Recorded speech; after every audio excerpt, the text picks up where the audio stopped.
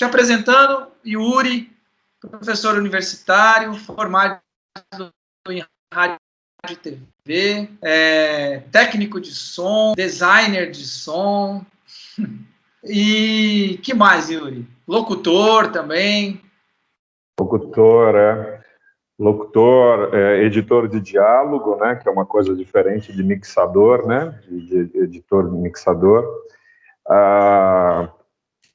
Enfim, trabalhei com rádio, publicidade, sou pai de 2 crianças, já tive 6 mulheres, enfim, é isso aí.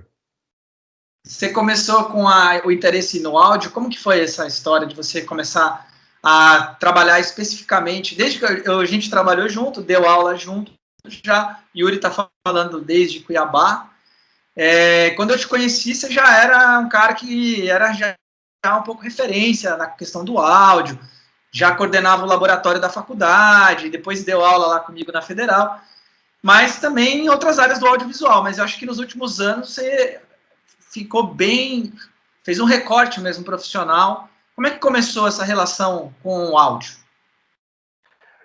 Eu vou tentar falar com uma turma que está ingressando no mercado de trabalho, né, que tá procurando focar esse final aí para se inserir no processo aí de cartada certeira, né?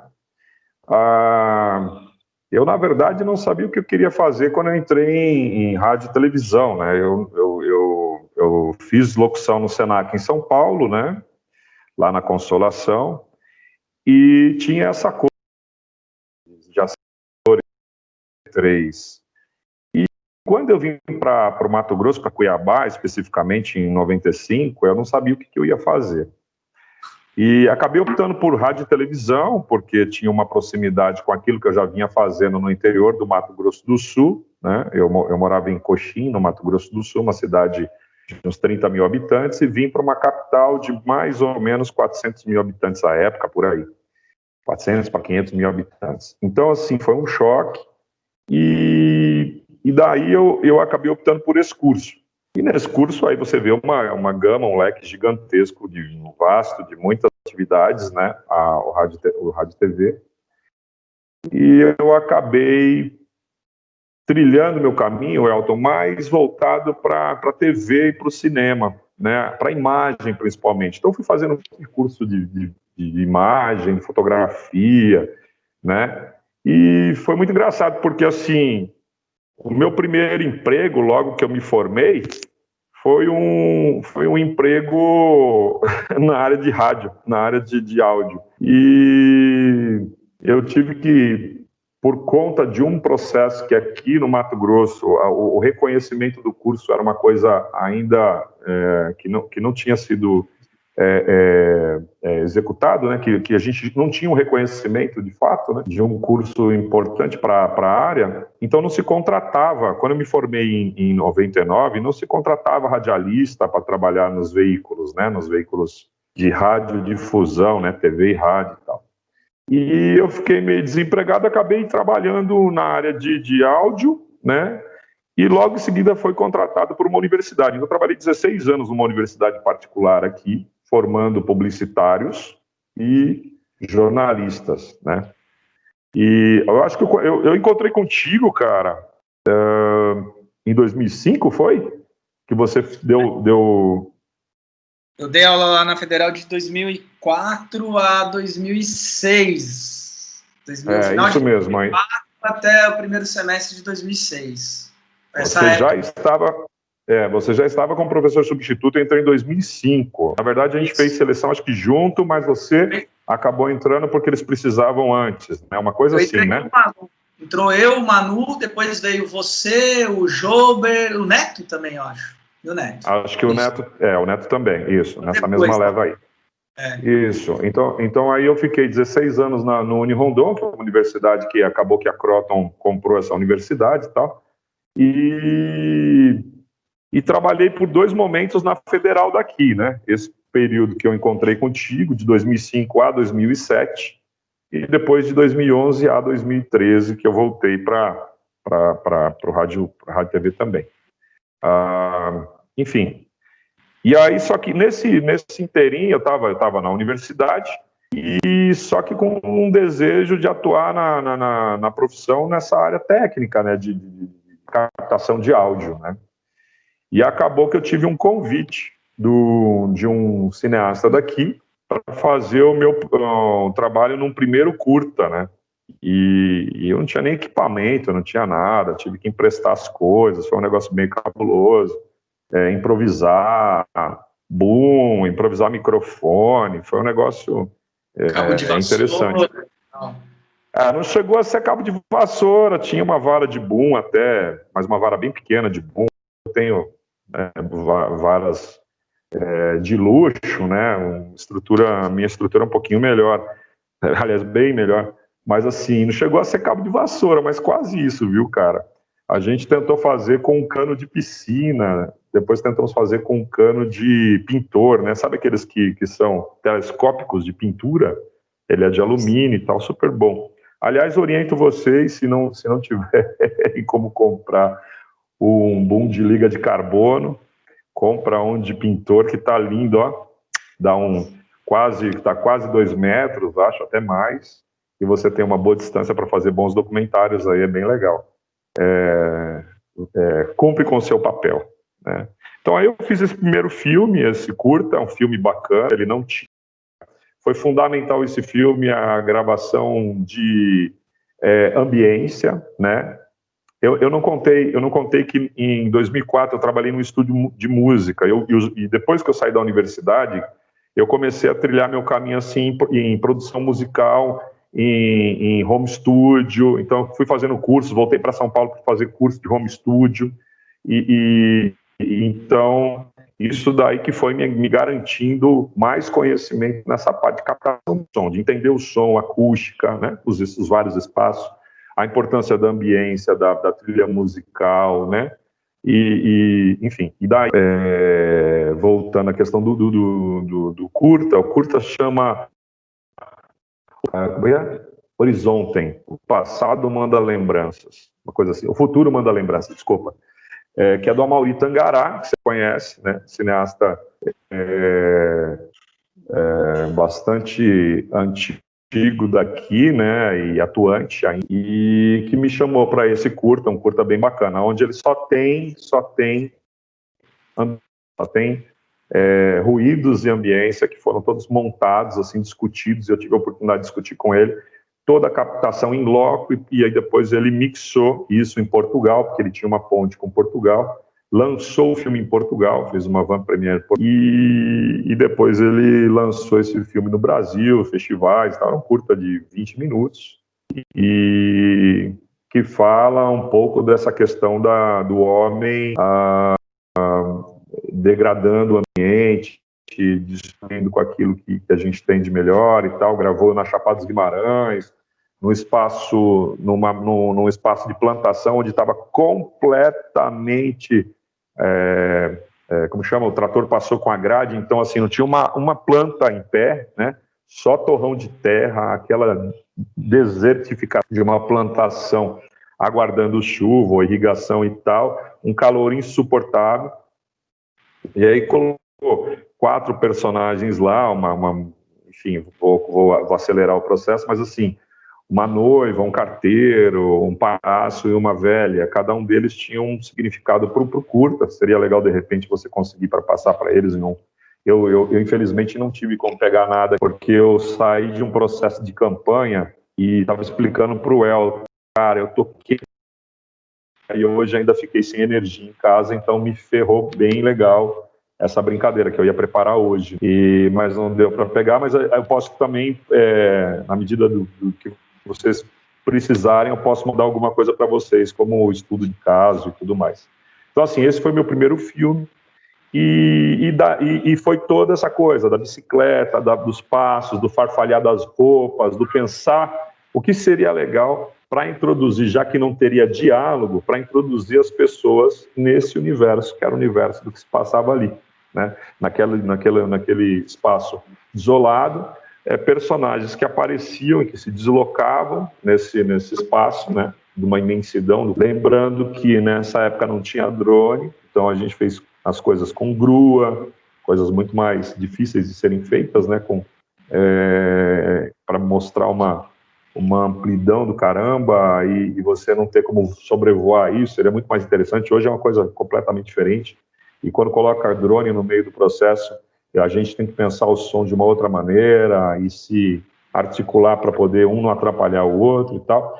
Então, nesse momento, o filme foi pensado, o som, para a gente poder mergulhar as pessoas, né, os espectadores, num universo total daquela ação que estava se desenrolando ali, do arrastar da velha, da bicicleta passando, do vento e tudo mais. Então, assim, e eu fiquei muito feliz, que foi meu primeiro filme, e nesse meu primeiro filme, todo o áudio que eu gravei de ambiência foi usado para o filme, e ficou do caralho, né? Eu sou suspeito para falar, mas ficou assim, bem... Posso falar palavrão, Elton? Pode. Então, eu vi esse filme aí, então vamos lá. Esse filme no Festival de Cinema, eu acho, de Cuiabá. Você assistiu, né? É legal poder... É legal poder ouvir esse filme, né? Porque, em geral, nos festivais, festivais mais precários, né? A gente não consegue ouvir esse filme. É legal de ser ouvido mesmo, sabe? Porque ele é bem sensorial, sonoramente falando, né? Então foi isso. Aí eu comecei. Isso foi em, cara, putz, grila, 2006, eu acho, viu? Não tenho certeza não, viu, cara? Mas 2006 que eu comecei. A Mauri me convidou e eu entrei para a equipe e fui, né? E desde então eu venho fazendo curtas-metragens, sejam eles ficção, documentário, e agora E aí já fiz acho que uns 2 longa-metragens, já estive em Portugal, já estive no Haiti, e agora estamos em vias de rodar um longa documentário que se chama O Grão, né? Que trata da questão das pessoas na terra e da importância de se preservar o espaço do plantar, o espaço da agricultura familiar, o espaço das comunidades originais. Então, assim, quilombolas, indígenas, das várias etnias que se utilizam desses espaços, que preservam, que vivem numa simbiose, né? Muito legal. Então, isso daí eu tô... E o Movimento Sem Terra, né?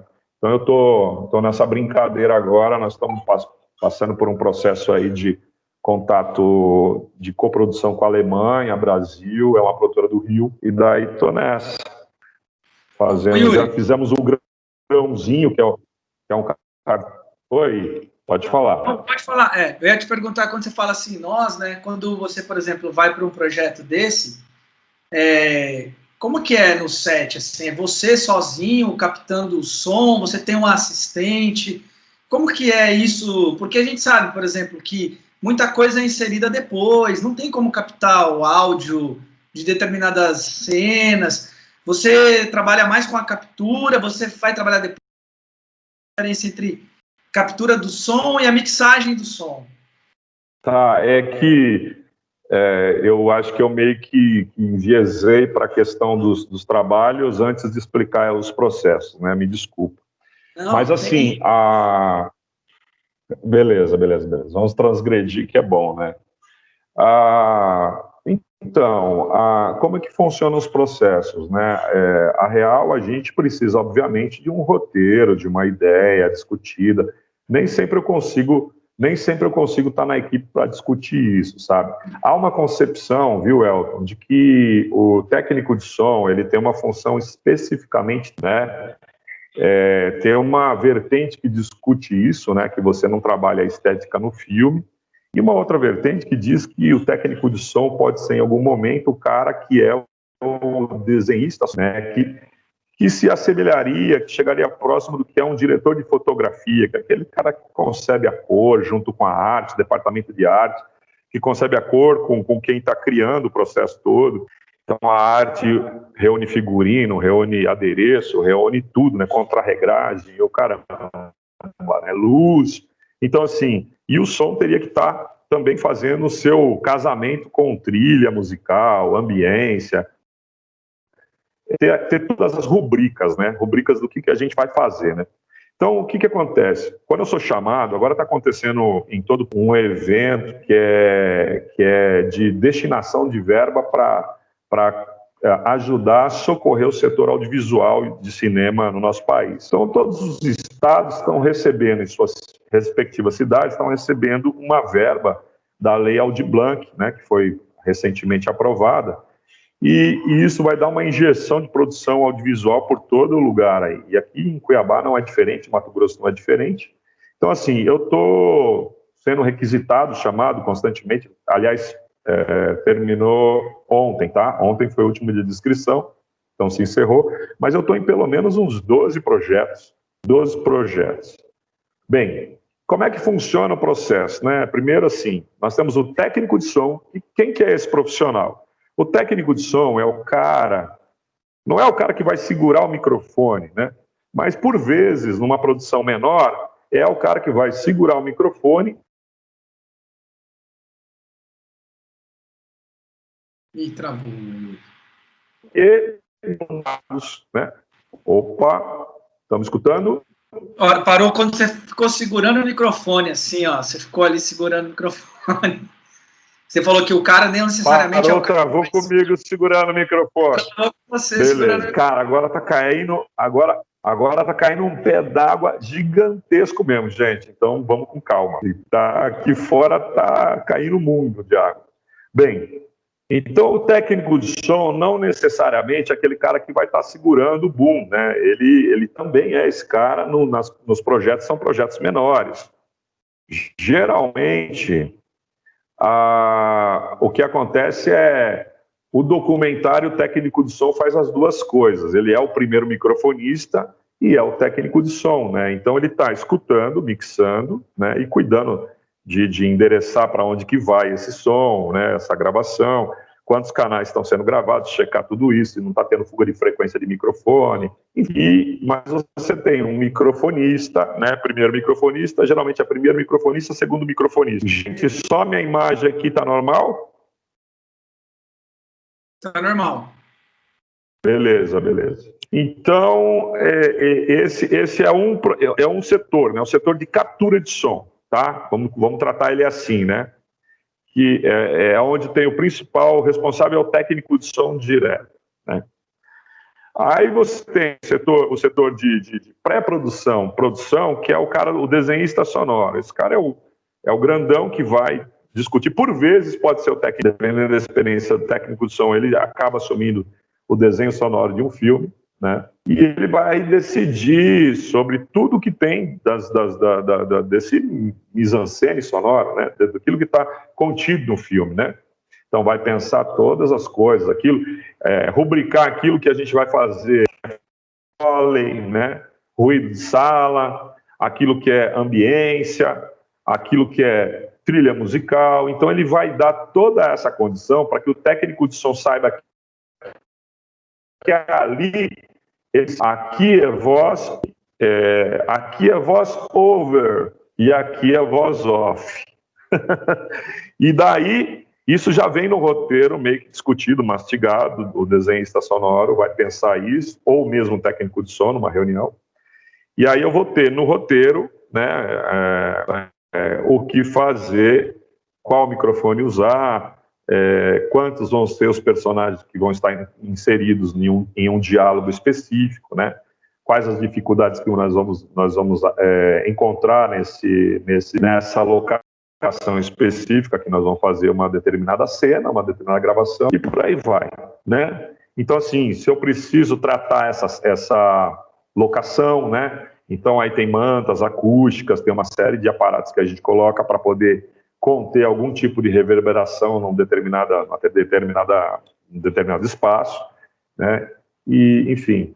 Bom, antes de começar a gravar qualquer coisa, há umas visitas de set, né? E o ideal para vocês, viu, gente? Vocês estão fazendo publicidade, apesar de fazerem publicidade a publicidade é uma carnificina da velocidade, né, de fazer. Seria muito legal que vocês pudessem ter um técnico de som que acompanhasse a escolha de locação, porque é na escolha de locação que a gente tira uma série de problemas, que a gente evita de ter que resolver coisas que são, às vezes, até impossíveis de serem solucionadas, né? O ruído, às vezes, você acha uma locação sensacional. Vou contar uma bem rápida aqui. O cara achou na beira do rio um restaurante flutuante. Aqui a gente tem o rio Cuiabá, né? Um rio grande, tem um restaurante flutuante lindo, a imagem maravilhosa. Então, quem foi na locação, só observou a beleza do espaço. Ele não viu que tinha uma draga de areia que puxava a areia o tempo todo, ele não viu que em cima, cruzava em cima, exatamente em cima desse restaurante, a via de pouso e de decolagem do aeroporto internacional que nós temos aqui.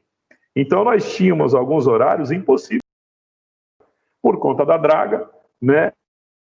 E não tinha como fazer num outro momento, porque às vezes a gente consegue resolver na madrugada, né? A gente consegue que a draga não esteja trabalhando, mas o exuberante da cena era a paisagem, era o rio, né? Ao fundo e tal. Então, prejudicou bastante a gravação. Se eu tivesse sido a fazer uma visitação em loco, eu ia reprovar esse espaço, né? Porque a gente faz essa visita nos horários que nós vamos filmar. Então, você já vê mais ou menos a manifestação de algumas coisas. Obviamente, a gente tem umas surpresas, né? Mas, em geral, a gente consegue encontrar algumas coisas que falam, ó, isso aqui não dá, esse não dá. Ou, aqui a gente tem solução para isso, eu vou precisar disso, disso, disso, né? Então, a véspera, um pouco antes, a gente consegue solucionar problemas que vão nos dar trabalho no momento que a gente estiver produzindo, no momento de gravação, de filmagem, né? Porque quando a gente falar foi som, foi câmera, tchau, meu, aí já Inês está morta, né? E o que a gente tem que evitar muito é dublar, né? É colocar ADR, né? Existe uma diferença entre ADR e a voz original do ator, e dublagem é você colocar uma voz de personagem em cima de uma pessoa, de um desenho, colocar uma outra voz naquele personagem, né?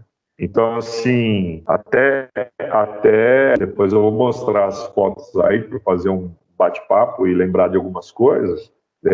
Tem um road movie que eu fiz na Chapada e que a gente precisou fazer ADR dos dois atores. Uma atriz é de Salvador e o ator é do Rio de Janeiro. Então eu tive que ir nos dois lugares, em estúdio, e eu acabei dirigindo os atores, né, para poder colocar a voz em sync com a cena, né? Então foi uma experiência que eu nunca tinha feito, mas pela minha experiência de outros trabalhos, outras atividades, eu consegui fazer e ficou muito bom. E talvez se eu não contasse para vocês sobre isso, vocês não saberiam o que foi feito e foi bem bacana. Enfim, eu já me perdi um pouco aqui, mas assim, nós temos então técnico de som, design sonoro, o editor de falas, né, o editor de diálogo. O que é o trabalho do editor de diálogo? Desculpa, ele pega todo o áudio do técnico de som, a gente separa isso em pastas e tem todo um esquema de separação e tudo mais, aonde eu vou entregar para o cara o seguinte: o ator ele vai ter um microfone boom e um microfone lapela, né, um microfone aéreo, um shotgun e um microfone lapela. Então eu vou entregar para cada cena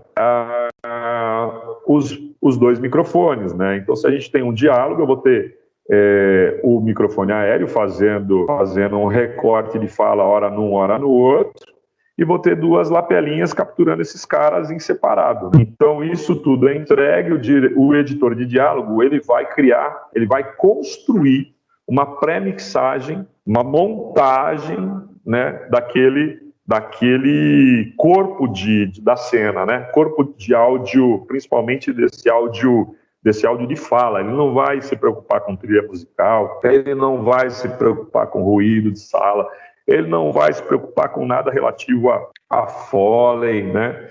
Essas introduções, ele não vai se preocupar, ele vai fazer a edição de diálogo. Ah, mas ele só vai fazer edição de diálogo?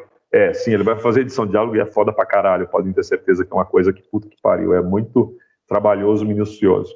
Depois nós temos um mixador, que é o cara que vai pegar essa edição de diálogo e vai colocar tudo e vai dar corpo nessa pista toda, né? Todo esse recheio, vai dar cama, força para a voz, enfim, ele vai botar emoção com a música, com um ruído específico, né? Com um string qualquer. E então esse cara é o cara que é o mixador. Bem, de som, que eu me lembre, é mais ou menos assim, aí o departamento que vai construir a música, né? Então você tem as músicas que são produzidas originalmente para o filme, né? Então você tem um departamento onde a gente dialoga, né?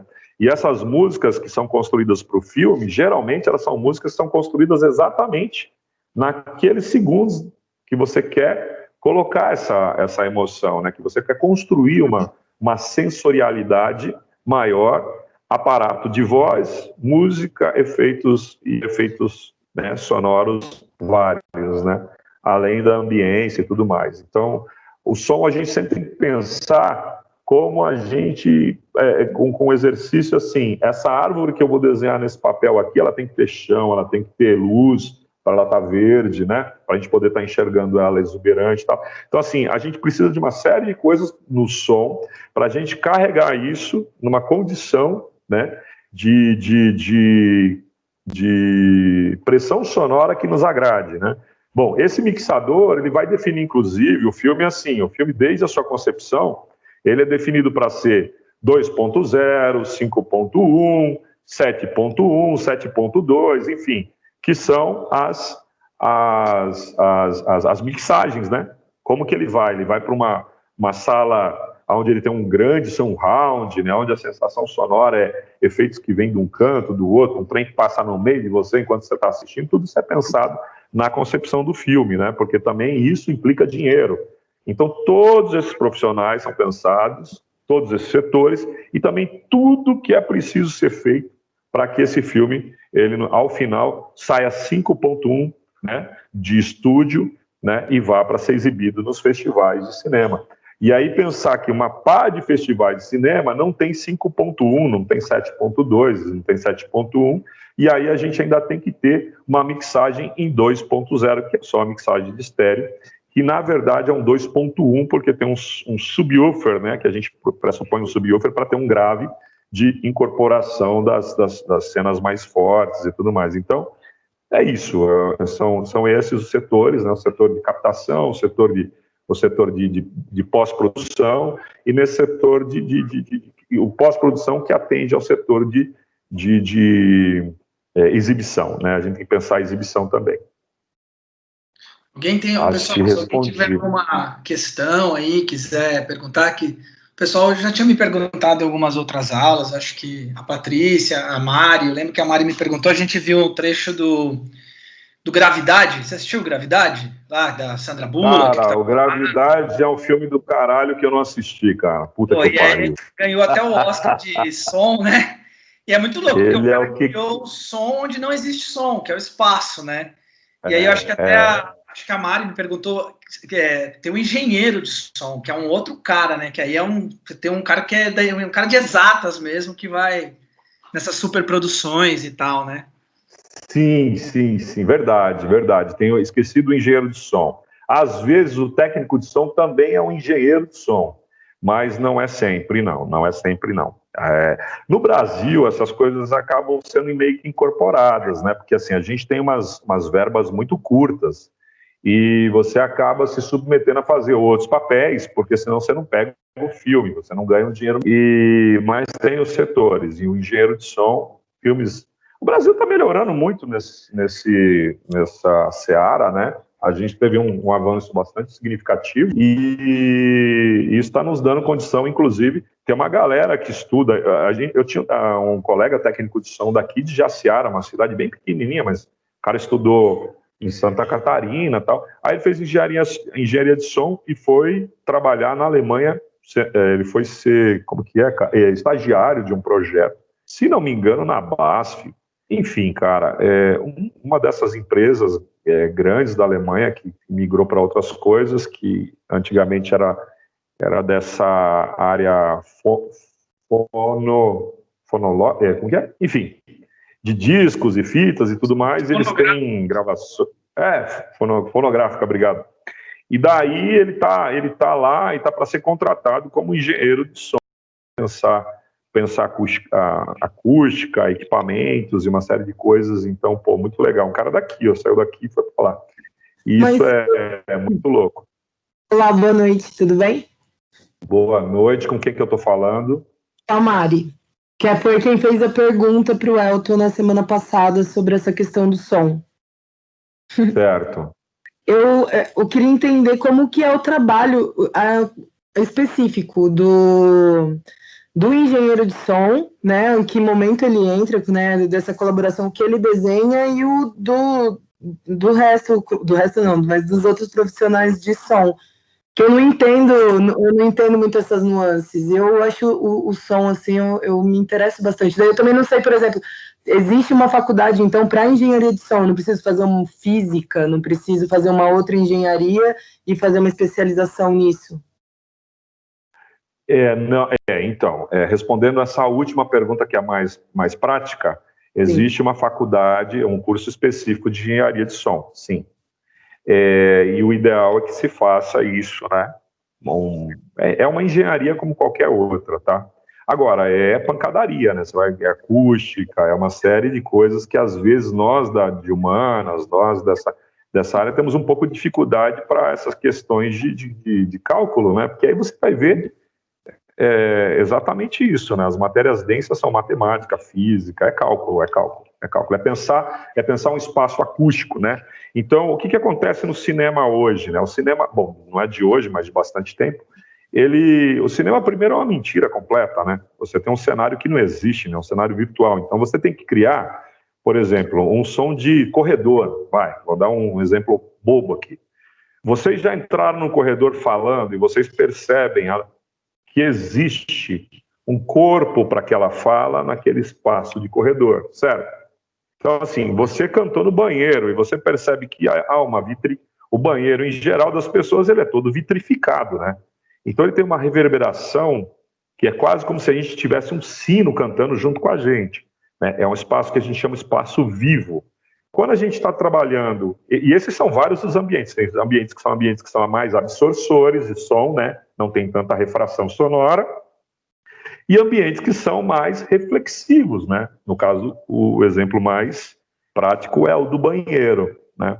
Quando a gente vai pensar um filme que não existe nem em maquete, que não existe nem em maquete virtual, o engenheiro sonoro, o engenheiro de som, ele vai pensar a construção desses espaços e desses efeitos. Então ele cria uma parte, vou chamar de partitura, me desculpem, mas aqui eu não estou lembrando o termo, mas ele cria uma partitura para isso. Então aqui nós vamos ter um cenário onde tem um banheiro, né? Aqui nós vamos ter um cenário onde tem uma disputa de tiros, né? Um duelo. Então, para cada uma dessas situações, o engenheiro de som ele vai pensar isso. E existe uma medida que, para nós, ainda no cinema nacional, e esses caras eles trancam as 7 chaves, existe uma medida de mixagem. A gente está quase chegando lá, aonde a gente consegue, de certa maneira, isolar alguns sons, porque assim, o que acontece? No cinema nacional, a gente trabalha uma entrada, uma chegada muito forte de muitos elementos sonoros, né? E apesar do filme não ser só verbo, né, não ser só fala, ele também a gente tem que saber dosar a cama que sustenta o verbo, né? Então o engenheiro sonoro, ele é o cara que vai dar essa condição da gente poder pensar isso de forma matemática, viu? De forma física e matemática, né? Como a manifestação, o que precisa ter, qual onda nós vamos cortar. Então, quando a gente chegar hoje, o que nós temos? Veja bem, só para dar um exemplo mais prático. Vocês sabem o que é microfonia, né? O cara pega um microfone, acontece muito em igreja, bom, universidade é legal, é um exemplo bom. Você pega lá, hoje nós estamos na pandemia, não está rolando, mas você vai lá no púlpito lá para falar no auditório e daqui a pouco você passeia com o microfone em algum monitor e tem um puta de um estouro de microfone, né? Até que alguém vai lá e baixa o som, aumenta e tal. O que acontece? Para que a gente não construa esses processos de sobra de ondas que concorrem entre si, né? Isso acontece com a música também. Você coloca uma guitarra na mesma condição da voz, né? Com os mesmos tons, notas muito próximas. Então, o engenheiro de som também trabalha a mixagem de uma música a ponto de que você tenha uma harmonização do processo, né? E daí você consegue ter uma inteligibilidade da fala e é sensacional. A outra questão é pensar os espaços. Quando você tem os espaços que não são construídos, eles precisam, filmes de George Lucas, de Spielberg e tal, eles precisam ter, né? Um pensamento de espaço físico, né? Ele é virtual, mas ele precisa ter uma referência física. E quando eu falo para vocês por exemplo, de um corredor, eu preciso construir esse corredor auditivamente. Porque por mais que a gente esteja vendo a imagem, se ela não se justifica no áudio, a gente se sente desconfortável. Então, esse cara vai trabalhar isso. O desenhista sonoro, acaba incorporando isso. E, em geral, o desenhista sonoro é um engenheiro de som. Tá? Vamos lá, eu estava falando do exemplo da microfonia. Então, quando dá uma microfonia, a gente sabe mais ou menos qual é a onda que está passeando. Você tem uma análise de espectro e as mesas mais modernas, né, essas mesas misturadoras, mixers, né, de som, eles conseguem fazer uma varredura do espaço e saber quais as ondas que estão sobrando muito, né? E a experiência nossa de espaço também, de acústica, nos permite dizer que, putz, aqui eu vou ter problema com uma frequência chamada 800, né? Que é uma frequência bastante grave e que circula nesse espaço de caixão aqui. Então eu já sei que eu vou ter que atenuar alguma coisa, né, de 800 Hz, né? Então o engenheiro de som é mais ou menos isso, é um cara que vai cuidar disso. Um produtor musical, né, desses grandes estúdios, em geral ele também é um engenheiro de som, ele é formado em engenharia de som. Eu não sei se eu respondi das Faltou duas perguntas. Tudo tá. Aí chega o cara que tá segurando o boom lá no set. Lá. Esse cara aponta.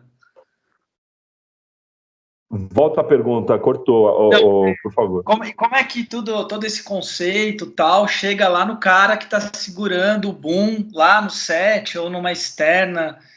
Ele tem algum tipo de preocupação? Não, ele só vai captar o som mesmo. E como que funciona isso?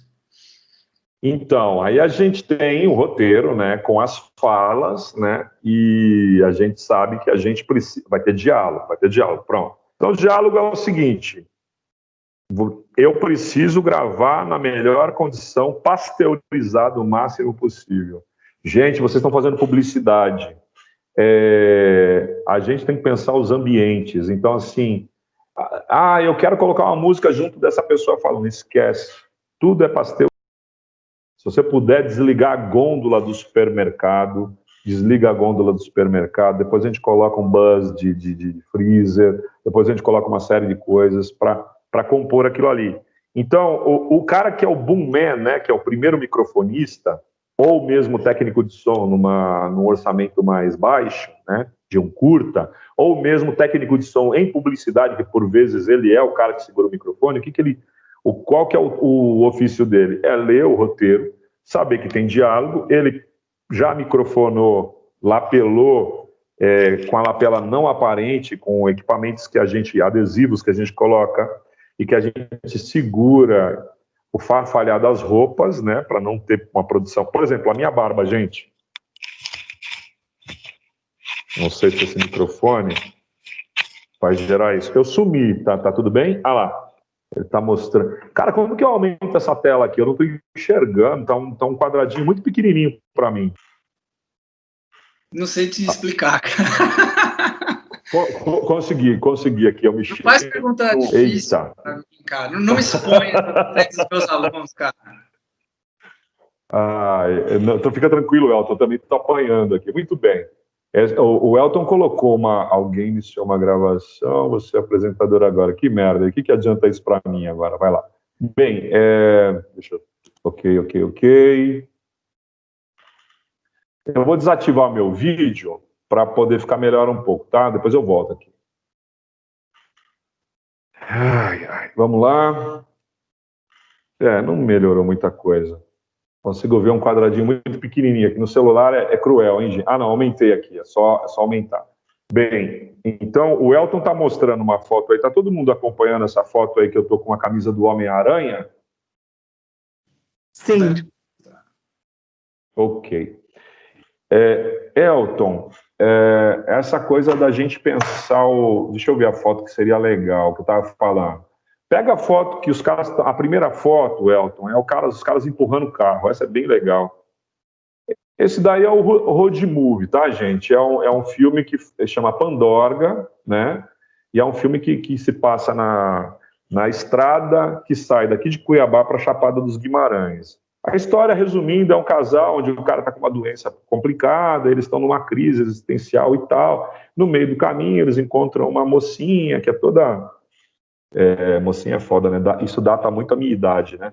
Encontram uma mina lá que pega uma carona com eles, ela é super energia e tal. No final das contas, o cara vai lá para a Chapada para abrir o exame dele para saber quão grave é a situação dele. O exame voa e quer saber, foda-se, que eu tô com uma doença complicada, eu quero viver a vida, e o casal se beija ao final. É lindo, uma história muito bonita.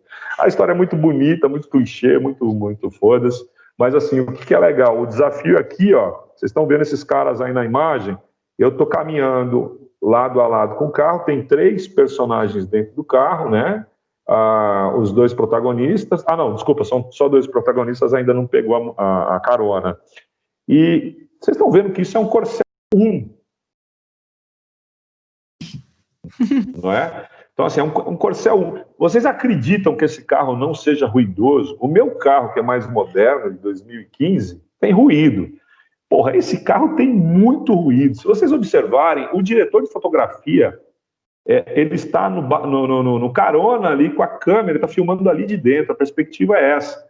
E a gente, esses caras estão agachados para não aparecer no espelho, né? De vez em quando eles ficam recebendo orientação para agachar mais, e o carro não pode funcionar, que foi uma exigência que eu fiz. O carro vai chegar, se quer fazer essa imagem do carro parando do lado de um cara que está vendendo pamonha, é necessário que a gente pare o carro agora e empurre, porque eles vão bater texto. E depois a gente coloca o som desse carro. Então, assim, é uma discussão que a gente faz, né?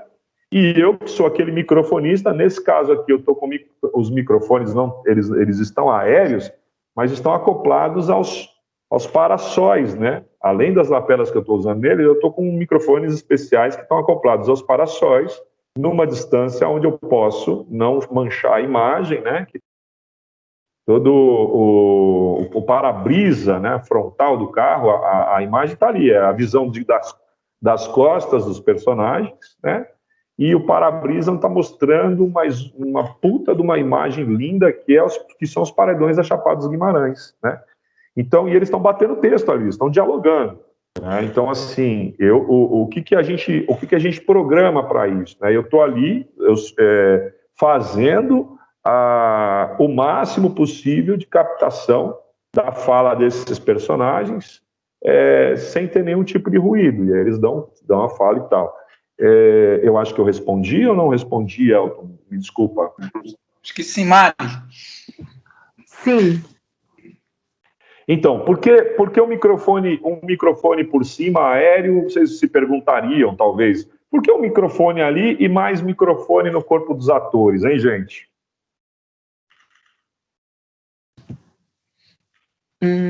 Para talvez dar mais corpo para essa cena? Para compor vários tipos de som? Também o ambiente, porque senão fica muito abafado? Ou não? Então, os microfones aéreos, em geral, eles são super ou hipercardioides, ou super ou hiper... me falhou aqui. O que se traduz? Eles têm um ângulo de captura. Então, vocês devem estar acostumados a ver, ele parece uma cápsula. Puxa, desculpa, gente. Eu não trouxe aqui, podia ter deixado o equipamento aqui. Puta, tá lá numa outra sala longe, agora está chovendo, vou ter que passar pela chuva. Mas assim, ó, a cápsula que parece um comprimido, aquilo lá é um puff, né, de vento, né? Cada um dos aparatos que é colocado são aparatos para minimizar, principalmente vento, né? Eu estou fazendo uma filmagem na Chapada dos Guimarães, então assim, o microfone aéreo, ele é um microfone que a tendência que a gente de usar ele é fazer com que a gente capture primeiro o seguinte. Eu vou ligar meu vídeo aqui só um pouquinho, porque eu vou fazer eu falo com as mãos e aí eu fico me sentindo mal de não poder mostrar isso.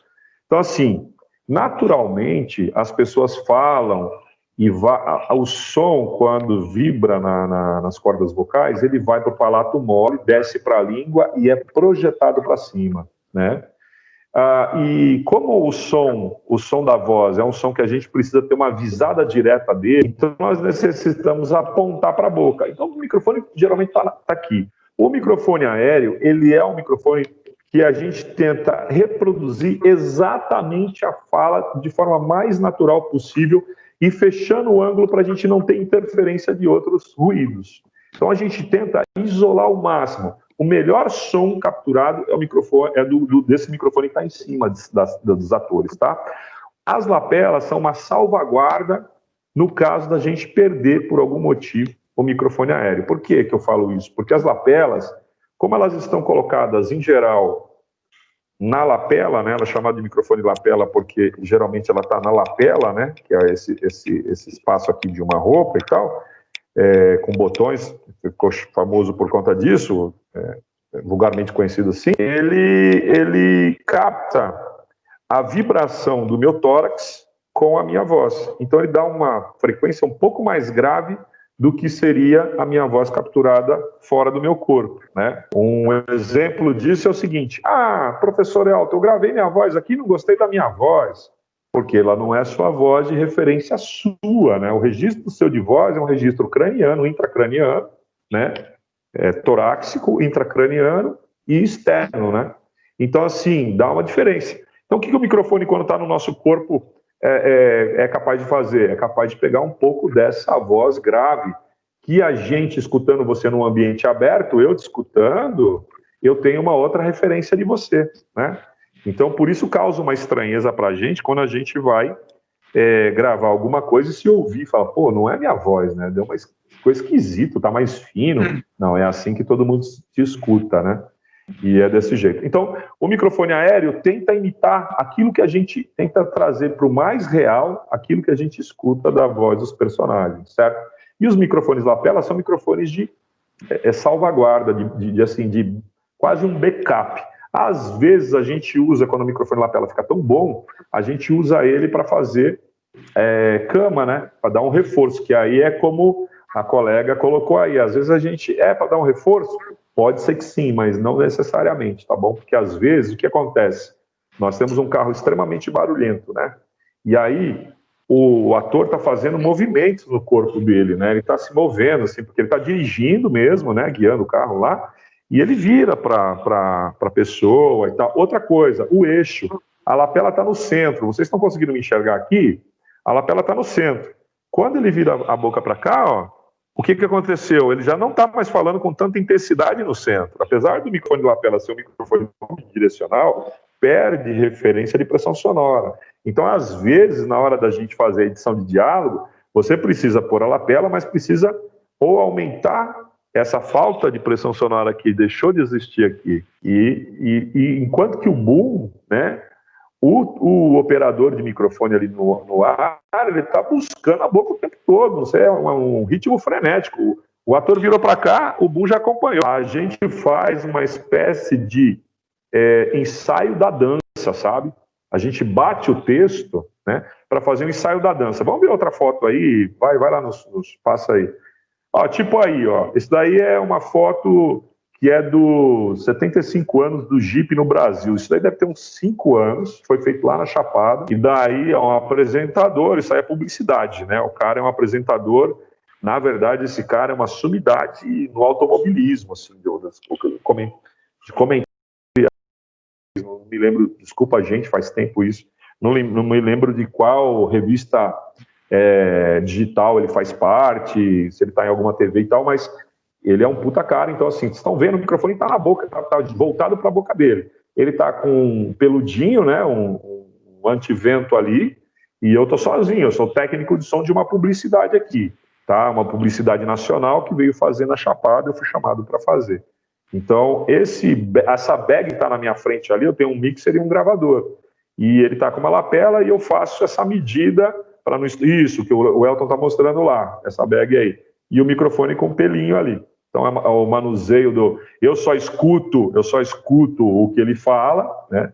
E aí eu tento aproximar o microfone aéreo o máximo possível da boca desse personagem aí, porque eu tenho que ter o máximo de sinal. É uma luta máxima estabelecida para a gente ter maior sinal pelo menor ruído.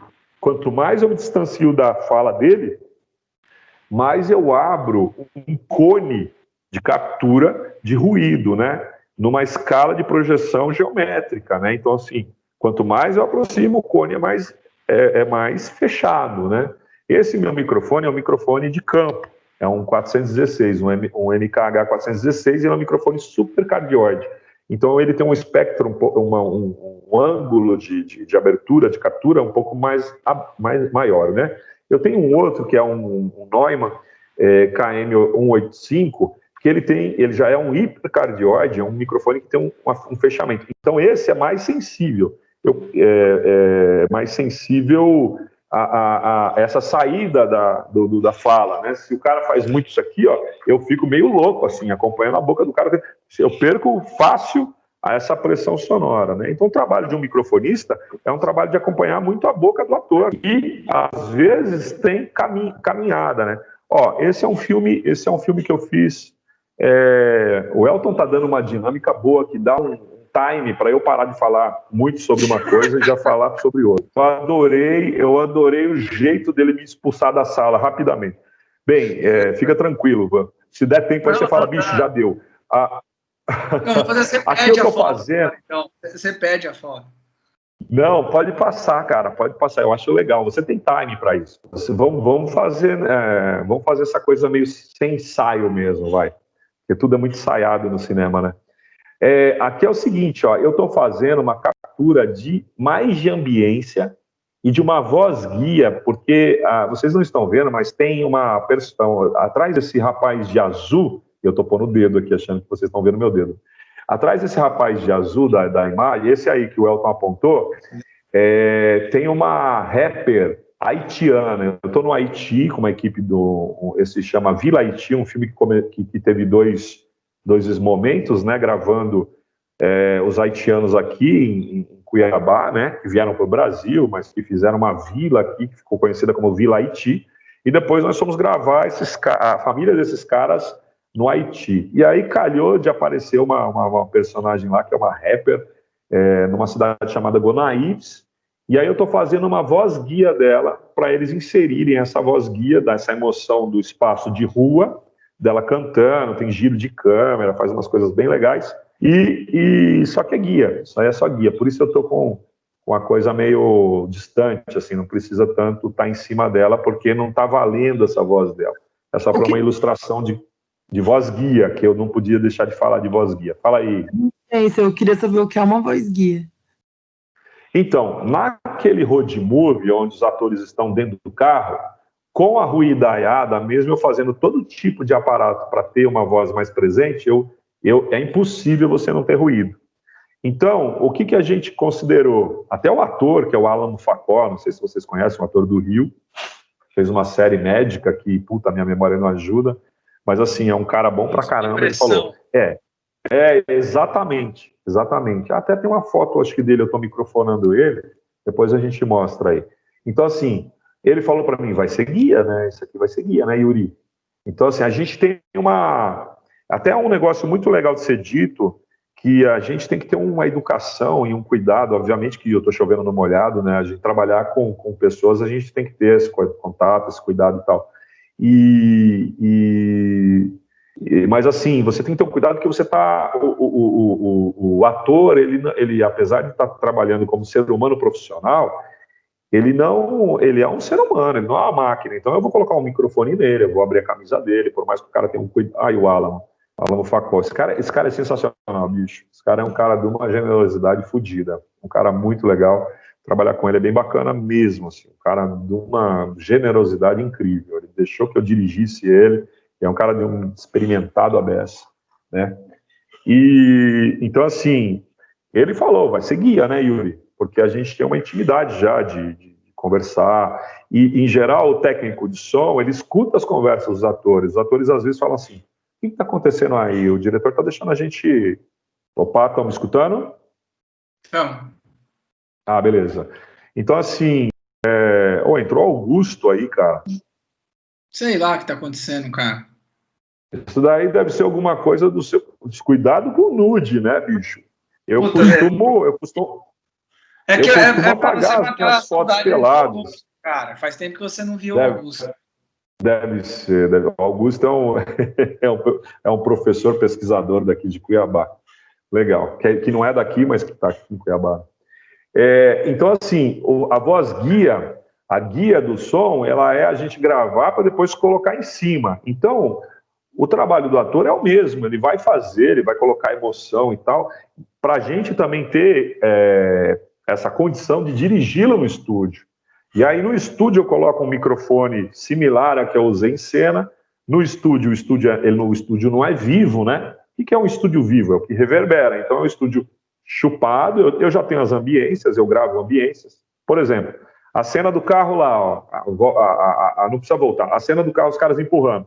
Parou tudo, eu falo, ó, silêncio, equipe. Vou gravar 2 minutos aqui de ambiência, 1 minuto de ambiência. E aí eu gravo 1 minuto de ambiência e eu canto. Para cena tal, gravação, ambiência, carro chegando no pamonheiro. Tem lá uma rubrica do roteiro e, em geral, eu faço essa cantada, que é para quando o editor de vídeo, né, e depois de diálogo e mixagem, saiba que aquilo ali é para ser usado na ambiência dessa cena. Então a gente identifica tudo com claquete de áudio, né? E aí, assim, a gente, depois a voz que vai valer, ela está fazendo um ADR, né, da voz dele. Então eu fui para o Rio gravar o Alamo Facó, e depois eu fui para Salvador gravar ela Nascimento. E aí pega todo esse áudio, eles vão vendo a imagem e se dublando, né? E colocando essas coisas, as interjeições, as coisas. Então, e aí a gente vai na técnica ali falando, ó, faltou isso, faltou aquilo, vamos tentar dar de mais, menos, a gente precisa de um A, e não é um A, né? Então vai dirigindo isso, escutando e reconstruindo em cima da fala, né? Por isso ela é uma voz guia, para a gente fazer a reconstrução do diálogo em cima da fala dos atores. Pode passar aí, ó. Eu quero fazer uma pergunta, mais uma, né? Quanto tempo você várias está segurando assim, um dia de gravação? Porque pelo que aparenta ser um trabalho que é um esforço físico tremendo, né? Tanto de você quanto dos meninos. Quanto dura mais ou menos um dia de gravação? Bom, de publicidade, a gente procura trabalhar. Bom, em geral vai de projeto a projeto e de dificuldade a dificuldade. Às vezes a gente negocia para poder descansar, coisa que é meio desumana, mas a gente trabalha 12 horas, né, com intervalos de refeição, né? Conta tudo, né? Trabalha umas 12 horas seguidas, assim. Quando é uma coisa de deslocamento, a gente negocia, não é uma coisa que o sindicato ou que é legal, assim, em termos de leis trabalhistas. Mas depende muito, às vezes, por exemplo, eu estava fazendo uma série no Pantanal, que era uma série de 23 capítulos, e passou na TV Brasil, acho que agora está na Cultura, não sei, compraram o direito de exibição dessa série, uma série mato-grossense, e assim, nós estávamos em Poconé, que é uma cidade vizinha daqui, mas que é a porta do Pantanal, né? Onde, inclusive, pegou fogo, gente. Pantanal pegando fogo é nessa região aí onde a gente trabalhou, uma região, sensacional, que realmente dizimou muito da nossa fauna e flora de forma assustadora. Bem, então, assim, o trabalho era assim, 5 a 6 dias trabalhados direto e um dia de descanso, né? Às vezes, a gente queria, o trabalho é tão pegado, porque a gente está no sol, segurando, fazendo força, né? Com o microfone, porque por mais que ele seja leve, 1 hora segurando essa vara aí, você acaba segurando 50 quilos, né? É uma isometria que você faz, né, muscular, muito, muito intensa, né? Então você tem que estar com a coluna em dia, você tem que estar com o seu corpo tem que estar legal. Eu tenho que fazer algum exercício funcional para eu poder, ou mesmo uma academia, para poder suportar o peso. Esse equipamento meu essa Meg aí pesa, às vezes, numa totalidade, 15 quilos. Isso coloca 15 quilos, incorpora 15 quilos em você, né, e fica o dia inteiro carregando esses 15 quilos. Quando você tira, você flutua, né? Não é uma brincadeira, né? Às vezes a gente anda atrás tem cenas que a gente anda mesmo, faz um plano sequência tão grande, né? Que você tem que andar. Veja bem, essa postura aí, ó. Minha lombar tá indo pro saco aí nessa brincadeira aí, bicho. É dolorido mesmo. Vai passando aí, só para eu lembrar de alguma coisa. Mas assim, o que eu posso te garantir que aí é gravação de ambiente. Eu tava pegando, isso aqui é um curtinha, onde eu tô pegando o som dos bichos imaginários ali, que são atores com perna de pau, cara. Na verdade, são esses circense, né? Eles não têm fala nem nada, eles simulam animais da fauna do Pantanal, né? E para dizer assim, são as almas dos bichos que estão andando pela plantação de algodão, que é uma das plantações mais estéreis possível, né? Que assim, que ela detona com toda uma cadeia de micro de bactérias, de esse microambiente mesmo ecológico, né? Então, assim, cara, aí eu estou fazendo só captação de ambiente e desse farfalhar deles andando à distância. Então, também tem uma questão da gente pensar da onde está. Às vezes eu já faço uma mixagem, esse daí também é gravando Pantanal, estou meio na tardezinha gravando o ruído da lagoa, porque muitas das cenas dessa série que eu falei Pantanal e Outros Bichos, se passa ao redor dessa lagoa. E eu precisava de várias camas em diferentes horários para eu poder simular grilo, cigarra, pássaros. E aí a gente tem que pensar pássaros noturnos, pássaros diurnos, porque não tem coisa pior do que você pegar banco de áudio, né, esses que são gratuitos, e colocar sei lá, um urutau, que é brasileiro, que é sul-americano, né, numa produção africana, né? Então, assim, e vice-versa, né? Você pega um animal que se manifesta noturnamente, que se manifesta, tem vida noturna, você coloca ele de dia, né? Um ruído dele de dia. Então, eu estava capturando ali, cantando sozinho, a equipe estava comendo alguma coisa, eu aproveitei para fazer essa coisa meio só do som, né? Fazer várias pistas que eu queria. E nesse caso, dessa série, foi mais por conta de que eu também estava desenhando filmes, a série, né? Então eu desenhei a série, então eu sabia o que eu queria. Aqui, ó, putz, isso aqui é muito legal, eu amo essa imagem, cara.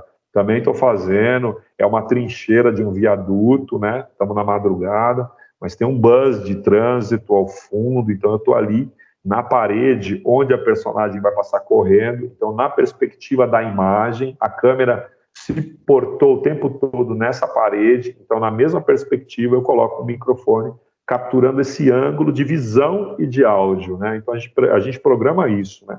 E aí você grava 2 minutos disso. Fala aí.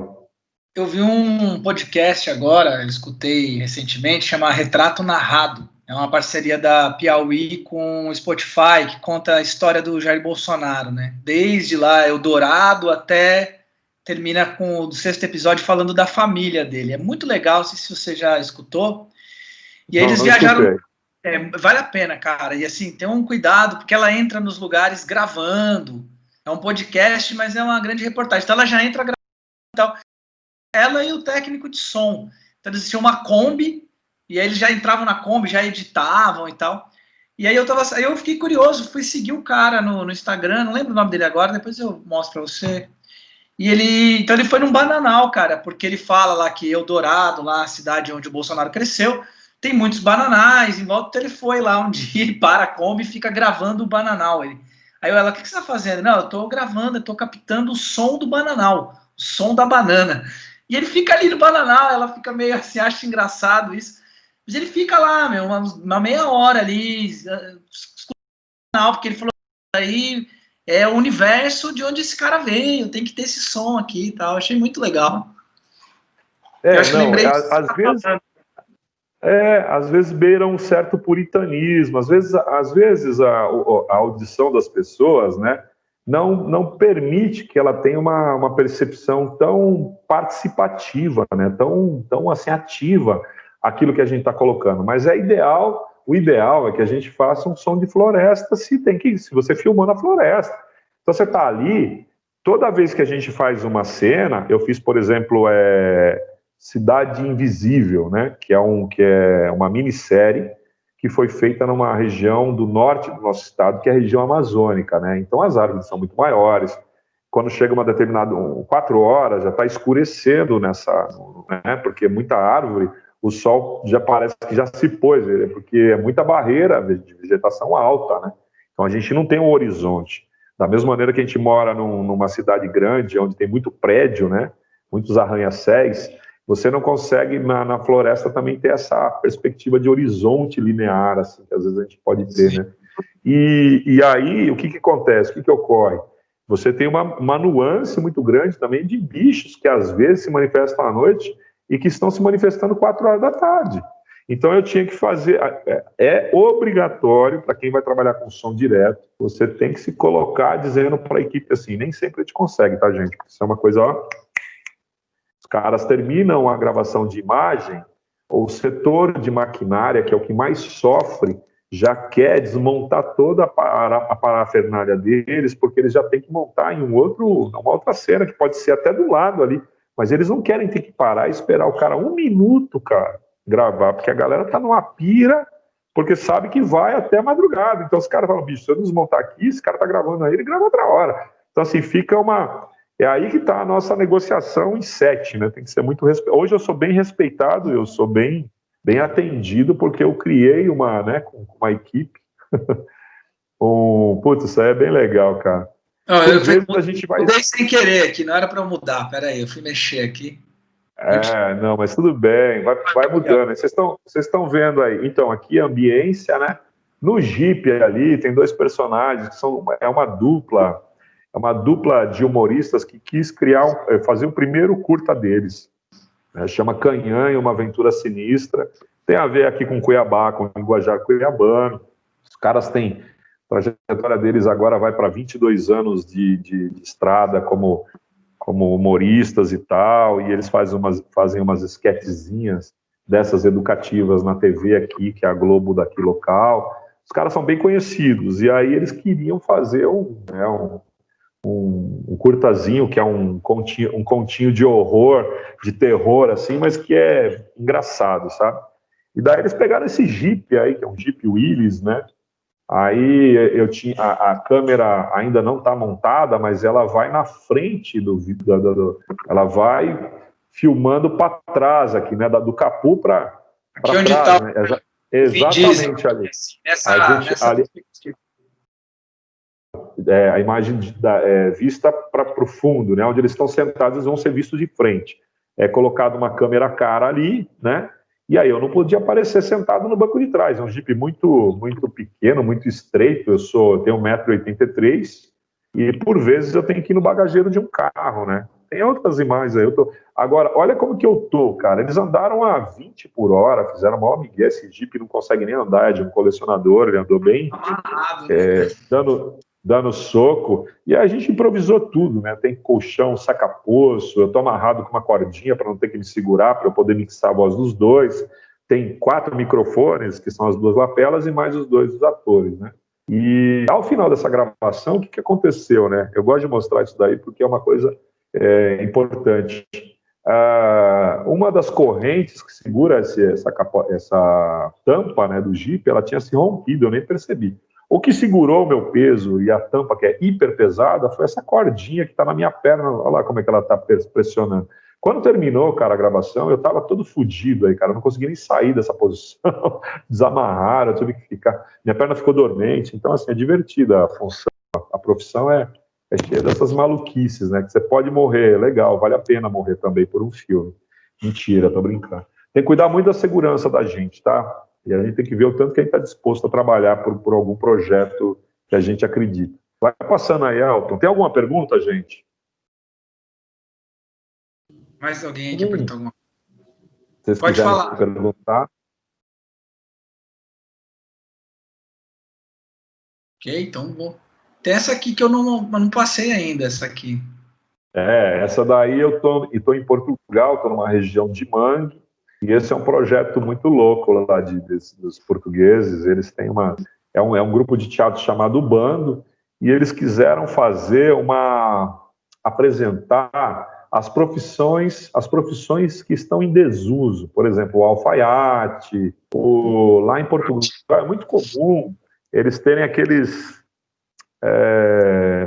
pastores de ovelha.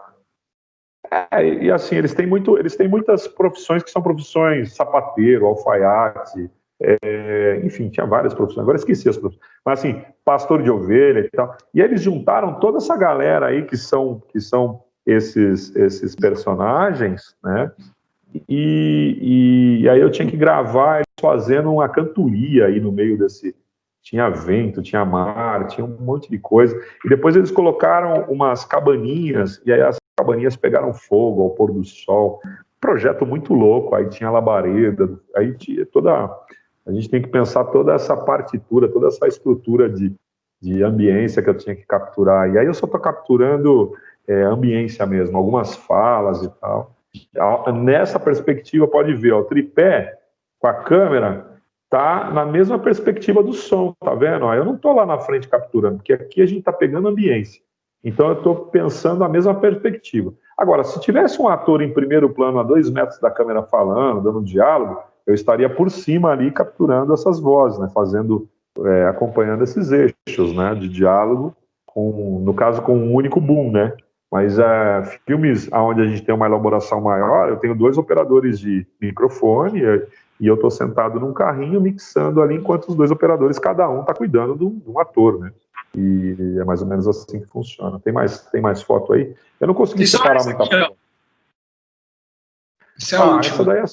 Essa daí é só para mostrar que eu sou um boçal, né? Para falar dessa questão de que eu sou o cara que dá curso. Nem sei por que eu te mandei essa merda. Desculpa, gente. Às vezes a pessoa é um pouco envaidecida com a beleza. Mostrar que eu sou alto, que antigamente eu usava umas calças frouxas e não tinha uma coxa tão grossa como eu tenho hoje. Bem, vamos lá. O que mais? Acabou, né? Acabou, a foto acabou. Tá. Do meu Face não dá para abrir nada. Você consegue abrir meu Face aí? Porque, putz... Eu tenho 2 vídeos que você deixou aqui, cara. O Pandorga, o trailer do Pandorga e o Dia do Amigo Big Lar.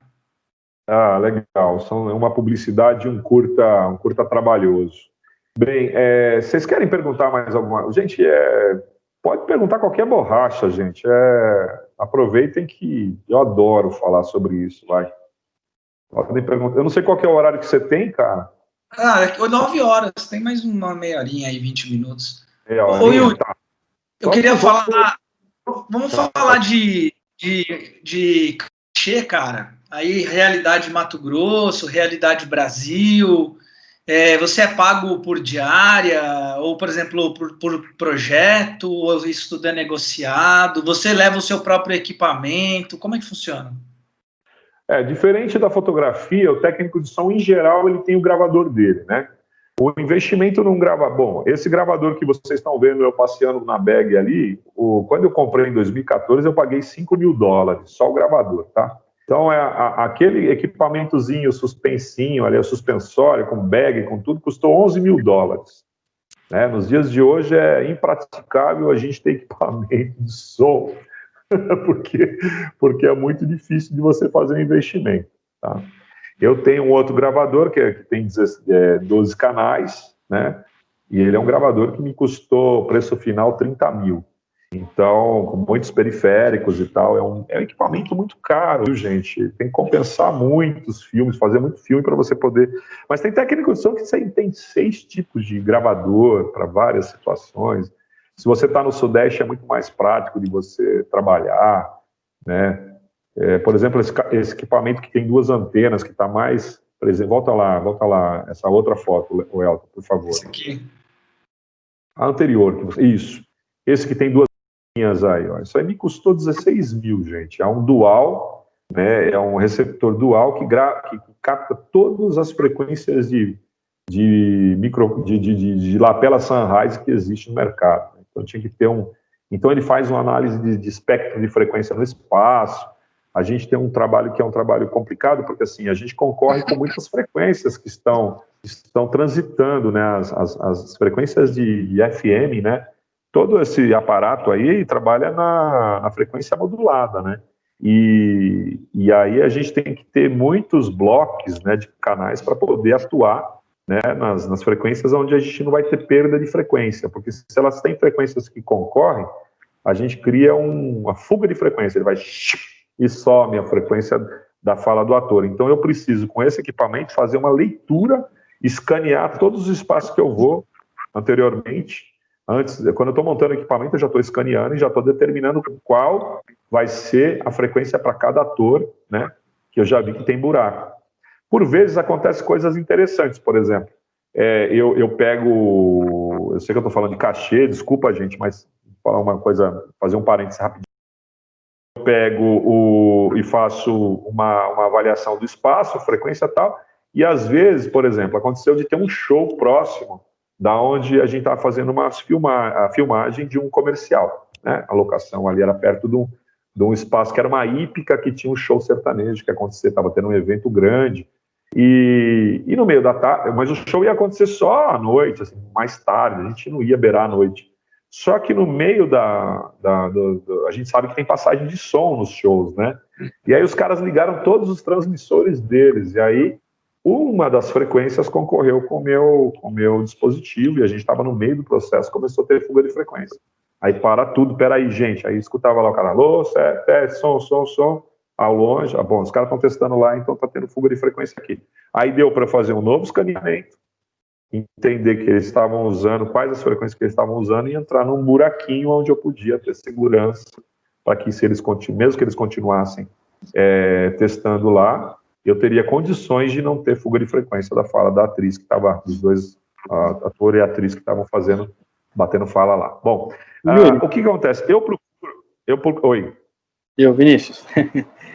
Deixa eu te perguntar, você falou que o equipamento que você tem aí, você comprou há um tempo atrás, pagou $5.000 na época e tal. Com a atualização da Anatel, de frequências, coisas, TV digital, teve alguma alteração ou você consegue ainda assim trabalhar com eles? Cara, em São Paulo é quase impossível. São Paulo, falo capital, né? Na Paulista, eu participo de vários grupos de som direto, né? Com técnicos de som direto, e a gente fica batendo um papo lá, tipo, tô indo com o bloco 21, tá? Falar assim, não tem como explicar para vocês a faixa de frequência que é cada, mas é trabalhado em blocos, né? A gente chama de bloco, né? Então eu estou indo com o bloco 21. São Paulo dá na Paulista para fazer, eu vou fazer uma produção aí, o que vocês acham? Os caras falam, cara, impossível, ou tá rolando só o bloco 19, ou tá saindo. Então, assim, o que aconteceu? Com a entrada da TV digital, você percebe que a TV digital, ela ampliou a quantidade de canais, né? E, portanto, o endereçamento desses canais estão em alguma faixa de frequência, em algum momento vai ter um problema para a gente. Então, a gente enfrenta problemas que são desde a radiofrequência da polícia até das Forças Armadas, né, essa parte que é destinada, até as transmissões de rádio e televisão que a gente tem, né? Então, centros urbanos muito assim, com muitas emissoras, muitos grupos de comunicação, muitas torres, eles acabam interferindo no nosso sistema, né? E não só isso, às vezes a gente vai para um espaço onde está acontecendo uma série de outras coisas, né? Tem por exemplo, está tendo alguma apresentação ao lado, onde tem um equipamento ligado, ele vai ter, se é um equipamento similar, se está num canal similar, ele vai ter fuga de frequência. Então é bem difícil de trabalhar, e é por isso que a gente precisa sempre estar escaneando isso e tentando entrar em algum buraco. E aí aumenta ainda mais o seu custo, porque assim, você precisa ter outros body packs, né, outros transmissores para estar acoplado no corpo do ator, né, para você substituir, porque às vezes todo aquele bloco que tem uma infinidade, 160 e tantos canais, não é suficiente. E aí você tem que abandonar esse equipamento para colocar um outro. Então imagina isso. Cada um desses transmissores custa uns R$3.000, né? E aí a gente tem que ter uns 6 para fazer um documentário. Às vezes você tem que ter uns 3, 4, né? Pancadaria. E aí vem, eu acho que eu respondi. Sim, sim. Eu perguntei porque aqui eu trabalhei com uma cantora que ela tinha microfone próprio também e tal. E aí, tipo, microfone caro pra burro, e a gente não pôde mais usar ele porque com a chegada da TV digital, mudança de frequência e tal, a gente não conseguia mais usar ele porque ele perdia a frequência, né? E ela tinha um outro receptor também que estava interferindo, que era um de fone e tal. E aí a gente acabou não conseguindo, né? E aí teve que já comprar tudo novo, né? E aí você falou que comprou esse equipamento, acho que pelo que você falou na época e tal, daí eu imaginei que você tivesse com esse problema também. Eu vou sempre ter problema, né? A gente sempre tem problema, é constante. Só que às vezes você consegue solucionar, né? Uhum. Você consegue endereçar melhor. Às vezes um técnico desses de eletrotécnica consegue fazer com que aquele microfone que tinha uma determinada frequência, eu imagino que é um microfone sem fio, né? Que ela usava. E esse microfone sem fio, ele tinha uma gama de canais, né? Sim, sim. E aí, todos eles não davam para ser acessados porque todos eles davam fuga de frequência. Às vezes, no próprio receptor, né, o receiver que fica acoplado ao equipamento de gravação ou de reprodução, você consegue fazer uma pesca, né, um scan, para ver aonde está o buraco. Nem sempre esses equipamentos têm, mas a grande maioria profissional tem. E daí quem entende um pouquinho consegue fazer uma atenuada aí, buscar um buraco, como eu falei, para poder trabalhar. E às vezes é uma coisa de ajuste, você pode levar para um técnico, ele consegue, determinados equipamentos conseguem fazer isso, né? Fazer essa migração para uma outra frequência. É um outro grupo de frequências, mas nem todos conseguem. Mas é um trabalho xarope. E assim, sempre duvidem, né? Ah, tem um equipamento que está vendendo, eu vou comprar uma lapela. Você só tem dinheiro para investir num transmissor e receptor de lapela, Sennheiser, Sony, né? Que são os mais em conta numa escala profissional aqui no Brasil. Então, assim, antes de fazer qualquer loucura de comprar, tem que ver qual é a frequência que ele está, né? Qual que é o bloco que ele está, e se na sua cidade já não está bloqueado, né? Senão, você compra aquilo e é isso que você viu na prática, não consegue trabalhar, né? Então, o ideal é você fazer uma pesquisa, conversar com técnicos, né? Geralmente o pessoal que é da televisão, tem sempre alguém que vai te dar uma orientação aí, ou mesmo produtoras, né? Fala, pô, qual que você usa? Tem muita gente que um pouco se lixando se vai ter fuga de frequência, sabe? Mas o meu trabalho eu não posso me lixar, né? Então se precisar, você me pergunta quando for comprar algum equipamento, eu estou à disposição, tá bom? Não, eu posso te orientar. Valeu. Voltando em relação, alguém tem mais alguma pergunta relativa a essa questão técnica? E para guardar esses equipamentos, você tem que ter um ambiente adequado, né? Porque isso é um investimento alto e deve ser um pouco delicado essa coisa dos fios, né? Por isso que o técnico de som, em geral, ele não loca equipamento, ele usa equipamento que ele confia que é o dele. Né? É muito difícil a gente conseguir locar equipamento, né? Em condições de, né? Câmera é uma cultura de você... Bom, vamos falar de câmera. Tinha câmeras de 300 mil, né? Um cara para ser um diretor de fotografia, ter que comprar uma câmera de 300 mil é surreal, né, gente? Só a câmera, sem falar a lente, jogo de lente, essas coisas todas. Então, enfim, dá para ter câmeras mais modernas e menos caras, ok, mas é mais ou menos isso. O cara paga 5 mil, 6 mil dólares numa câmera. Hoje tem uma Red pequenininha Pocket, né? Ela está nesse patamar aí, sem lente, sem cartão, sem bateria, 6 mil dólares, né? Então, pô, vamos lá, 6 vezes 6, né? Quanto você vai pagar numa câmera dessa, né? 36 mil, né? É o preço de um carro popular. Então, não é qualquer um que pode ter isso só, sem periférico, sem nada. Então, geralmente, o diretor de fotografia não tem esse equipamento, eles locam, e é uma coisa que é colocada no custo de produção, certo? No meu caso, o custo de produção é pagar o valor de locação para mim, para a minha empresa, né? Eu tenho uma empresa chamada Dracar Audiovisual, que é essa que está aí na tela de vocês, que é o meu Facebook profissional, que está um pouco desatualizado, que agora eu vou passar a trabalhar mais com ele. Então, assim, e aí eu loco, né, com emissão de nota de locação, essas coisas todas.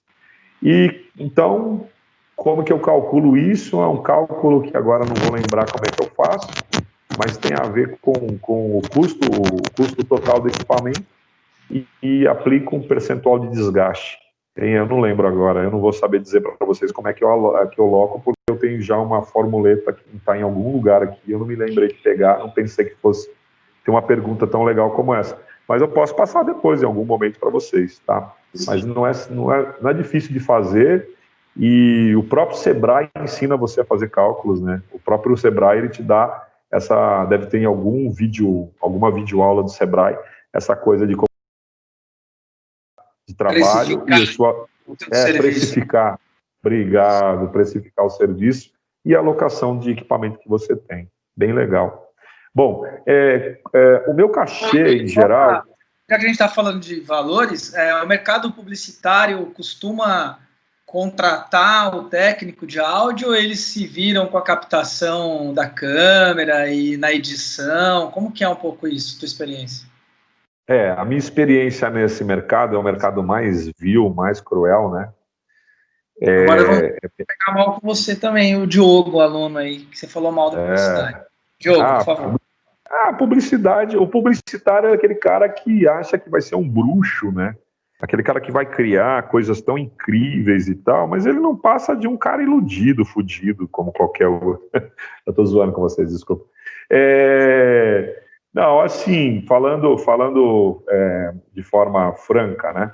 Os mercados, vai de mercado a mercado, mas em geral é bastante surrado a parte da publicidade, porque o que acontece? A agência, ela trabalha com várias produtoras que terceirizam muitos serviços.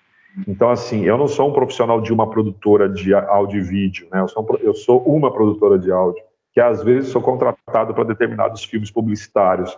Então, às vezes eu estou sendo terceirizado, às vezes eu estou recebendo diretamente da fonte. Então, depende muito da negociação, depende do job, né? Como vocês falam.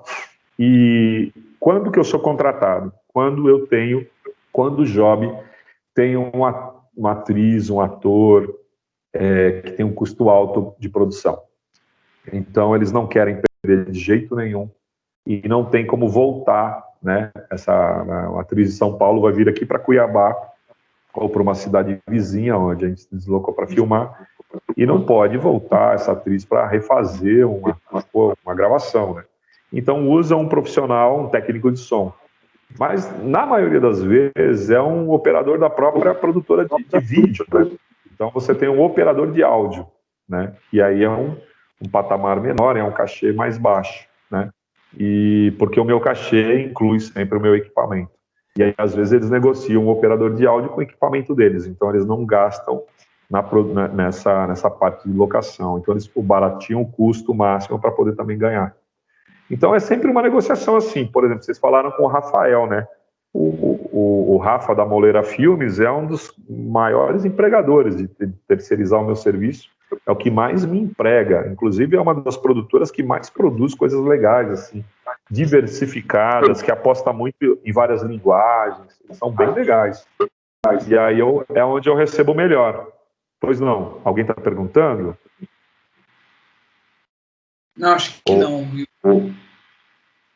Eu acho que nós estamos tendo uma interferência aí, né? Enfim, tá dando uma falhadinha.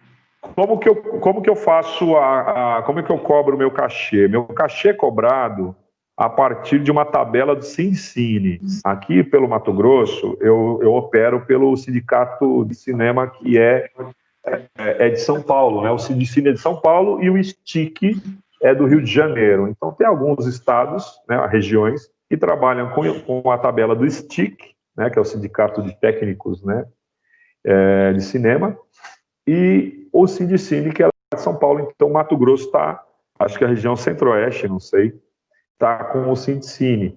Então, eu tenho uma tabela, e essa tabela é atualizada anualmente, e eu estou trabalhando com a tabela 2020. Se vocês quiserem depois procurar a tabela Sindicine, vocês vão ver lá, tem todas as funções. Vocês vão montar algum projeto, alguma coisa, tem lá já mastigado o mínimo que vai pagar para cada profissional. Obviamente que contratar a mim e contratar, por exemplo, o Márcio Câmara, que é o Romeu Quinto, ou mesmo mulheres, né? Vamos pegar aqui a Laura Zimmermann e Renata Ferro, para ser bem equilibrado. Tem muita mulher trabalhando como técnica de som, tá? Tem muita mulher, é um mercado bem legal para mulher, né? Como técnica de som. É óbvio que eu tenho esse nome, nem essa projeção nacional. Então, eu trabalho mais ou menos num limiar aí da base, né, daquilo que é o piso mesmo. Às vezes acrescento uma coisa a mais, dependendo do projeto, né, da dificuldade, do roteiro e tudo mais. Mas como que a gente costuma receber? E aí o Elton falou, você recebe, como que é, cachê por hora, por dia, semanalmente e tal? Depende do projeto. Mas o que vocês vão receber lá, vocês vão ver na tabela, né, é por semana. Porque a gente trabalha 8 horas diárias, né, num filme. Claro que negociando, eu falei que a gente trabalha até 12 horas para ganhar um dia de descanso a mais, né? Então, assim, 8 horas diárias e durante 5 dias.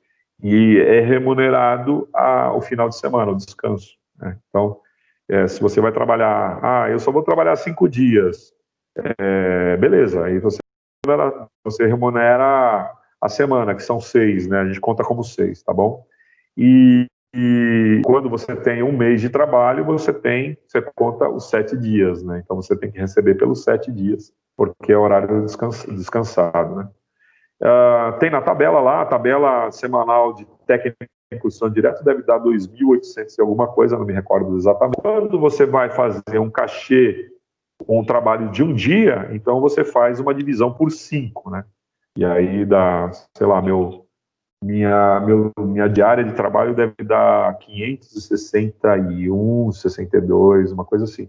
É uma diária, né? Aí tem a alocação de equipamento, que geralmente eu cobro uma meia diária. Então é 561 mais a meia diária, que vai dar aí os seus 200 e qualquer coisa, agrega tudo ou separa, dependendo da produção, né? Dependendo da produção. Beleza? Legal. Oi, Yuri, eu vou passar então aqui esse making off aqui, ou é um trailer do Pandorga? É um fucking off, meio trailer, né? É um meio bastidores, é a opinião de quem trabalhou, só para vocês verem mais ou menos como é que se dá os setores, é um promocional deles lá. Pode botar, Elton. Quem que dirigiu, Yuri? Esse daí foi dirigido... Deu um pau aqui. Deu um pau. Foi o Maurício Rodrigues, foi o primeiro filme dele e foi muito louco. Isso daí tem muita história para contar, mas vamos deixar para um outro carnaval, né? Um outro momento. Eu não conheço ele, então. Fazer Pandora. Acho que você vai ter que deixar carregar, né? Deixar ele carregar. Um desafio. Pandora. Vou deixar carregar um pouquinho. É um filme que conta. Você tá vendo que não tá me obedecendo. Essa coisa da vida, né? Qual é esse fluxo e esses atravessamentos que as pessoas corriqueiramente passam? É um roteiro muito atraente, né? Com uma singeleza, várias ideias ali dentro, são filosofias de vida. Foi uma experiência maravilhosa, porque é um dos lugares mais bonitos do Brasil, né? A gente filmou em lugares apaixonantes, assim. Em vários momentos, perdida ali no visual da Chapada, dentro do carro, viajando ali no Corcel. Tenho a certeza que no final vamos poder oferecer uma experiência cinematográfica muito bonita e, se tudo der certo, significativa para todos.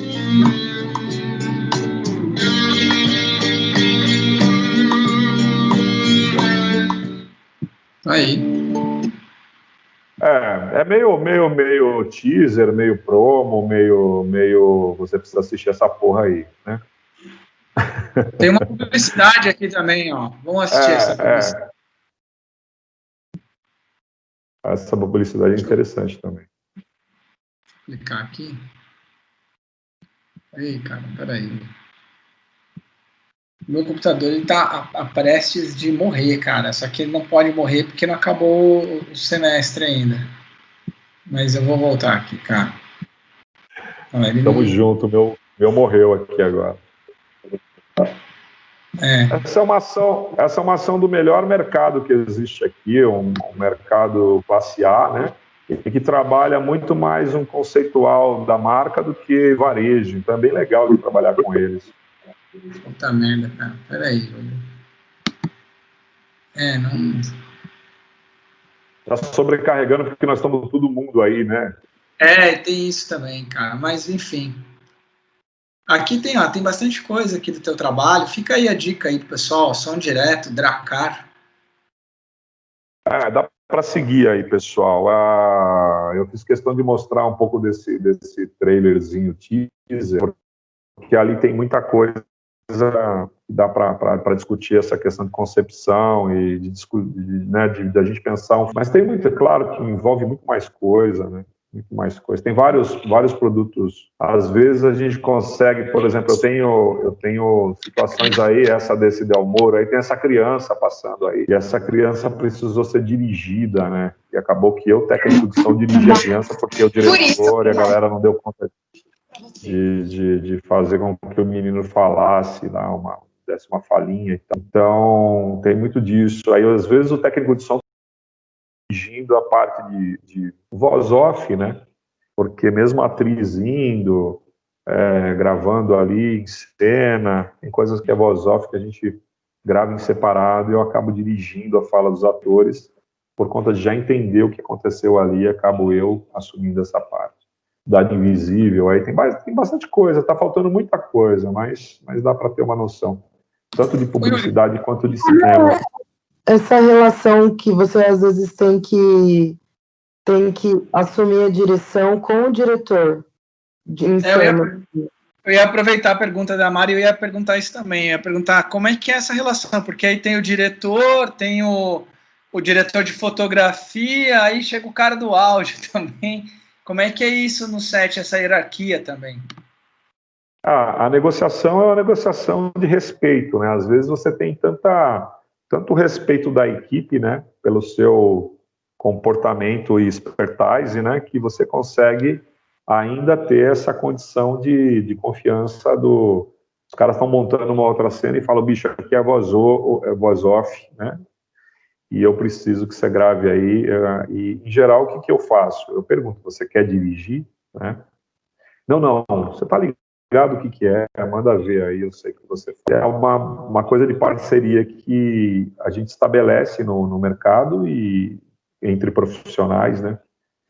E você acaba estando de um outro patamar, que não é um patamar tão aquém, né? Então eu consigo ter esse espaço de direção, principalmente de voice-over, né? Voice off, no caso. E dá muito certo. Eu fiz ODS aqui, o Sebrae faz umas coisas muito grandes aqui, né?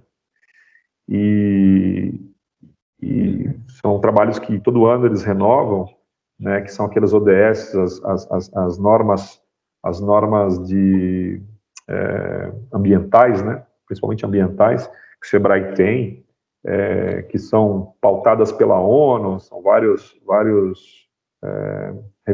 regulamentações que o Sistema S tem, que ele faz, e tudo mais, de reaproveitamento de massa. E sempre tem esse trabalho, é um trabalho bem grande aqui, é um trabalho que eu ganho bastante dinheiro, inclusive, com isso, que vale a pena. E, em geral, eu já tenho feito vários, e aí sei até quando ocupa muito da mesma atriz ou do mesmo ator, né? Eu já sei até o que o cara pode dar. A gente se acostuma com a métrica das pessoas, né? Vocês estão me escutando e vocês percebem que eu tenho intervalos, que eu acelero, depois eu diminuo, depois a minha voz é grave. Então, essas características de quem trabalha com som, e a gente meio que dinamiza isso o tempo todo na cabeça, né? Eu estou escutando e eu sei que se o Elton falar uma nova frase, eu consigo, e ele fala agora, e eu tenho que gravar depois, eu consigo ter uma memória mínima do que é o Elton reproduzindo, refazendo, né? E aí, então, isso é o trabalho. Um exemplo bem banal, né? Lá na Câmara Municipal, a gente tem 13 vereadores. Então, o nosso técnico de som, ele tem modulado cada mesa, né? Cada vereador, ele já tem modulado, que fala muito alto, o grave de um, onde ele tem que estar ganho, exatamente por isso. Conforme vão para... São 4 anos que os caras estão lá, você já tem tudo configurado para cada um deles ali, como que vai funcionar. Cara, você falou um negócio muito incrível. Eu fiz a série Pantanal, é isso mesmo. Eu fiz a série Pantanal e Outros Bichos, e aí o grande ator nacional que veio para dar uma recheada forte, né, nessa série foi o Roberto Bonfim, né? E ele é aquele cara que fala gritando, ah, nega, não sei o que é! Cara, e aí os outros atores daqui, locais, e alguns com projeção de voz mais de maior projeção, outros de menor, né? Cara, gravar isso é um troço maluco, bicho. É um troço que envolve muito a gente papear, sabe? Eu acho que assim, ó, quando você tem tempo para trabalhar, e é uma coisa que vocês podem, com a experiência de vocês, tentar fazer, né? Primeiro, vocês estão aí para experimentar, eu acho que é legal demais experimentar, né? Você poder ter um tete-a-tete com cada um desses personagens, bater um papo. Eu procuro fazer isso. Às vezes eu trouxe do estúdio de gravação musical, aquilo que eu precisava para trabalhar com pessoas, né? O que acontece? Quando eu vou gravar uma música, um músico, né, famoso ou não, eu procuro escutar ele acusticamente, tocando um instrumento, conversando, sabendo o timbre de voz dele. Eu marotamente troco uma ideia antes, mesmo calibrando o equipamento ali, medindo graves, médios e agudos, fazendo uma equalização e depois uma amplitude desse som e tal. Marotamente eu troco uma ideia com a pessoa. Ela não tá se... Eu não faço a pessoa ficar falando som, toca o instrumento aí. Eu vou conversando e vou conhecendo a pessoa. Ah, tá, aí você é da onde? O cara acha que aquela é uma conversa que não vai para lugar nenhum, mas ela é uma conversa técnica para mim, sabe? Eu desenvolvi um roteirinho de como trabalhar, envolver a pessoa, ter um approach bom, a pessoa confiar no meu trabalho, confiar na minha pessoa operando. Porque, assim, em geral, o que acontece? Tanto para o músico, que é um artista que tem uma timbragem de voz, uma timbragem de equipamento, o ator ele tem uma partitura de corpo, uma timbragem da voz dele, e ele gosta de ser visto e ouvido de determinadas formas, né, que ele já tem estabelecido aquilo para ele, né, o ângulo melhor de filmagem e o som da voz dele, né.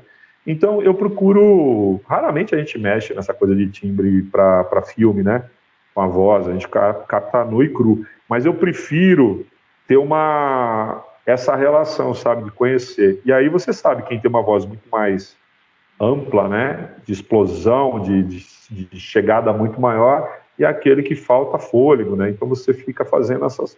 E aí num bate-papo, né, oi, tudo bem? Eu tô colocando o microfone num ator, numa atriz, eu falo, oi, tudo bem, né? Oh, que legal. Aí eu sempre procuro alguma coisa, alguma malandragem assim, meio que sutil, assim, da gente tocar um bate-papo, enquanto eu tô mexendo no corpo do cara, né, com licença, vou meter o microfone no meio aqui, bicho. Ah, pode meter o microfone.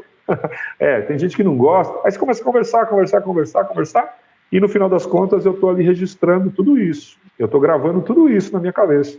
No momento que eu sentei na minha mesinha de som, ou que eu acoplei o meu equipamento ao corpo, né, e botei o meu fone, eu já sei mais ou menos o que o Roberto Bonfim vai dar de som para mim e que a atriz daqui vai dar de som para mim. Então, eu costumo fazer já uma audição disso, né? A gente precisa, quando trabalha com som, ter um pensamento de registro de acuidade auditiva mesmo, sabe? É bem legal, bem bacana. Às vezes ficar ouvindo, fecha os olhos, né? Tenta perceber o som, os exercícios são bem legais, assim. Às vezes eu tô mixando, eu tô bem perdido, e eu tô olhando a cena, caramba, bicho, aí eu fecho o olho, concentro, e aí eu tenho dois, três botõezinhos ali, tô caçando, estão todos numerados e identificados. Esse aqui é o fulano, esse aqui é o cicrano, esse aqui é o beltrano. Ok, achei o equilíbrio aqui, já descobri onde que eu tô errando e volto. Então é um troço sensorial bem foda de fazer, mais difícil, eu diria, do que da fotografia, e muito técnico, né? Então tem que ser um aprimoramento bem...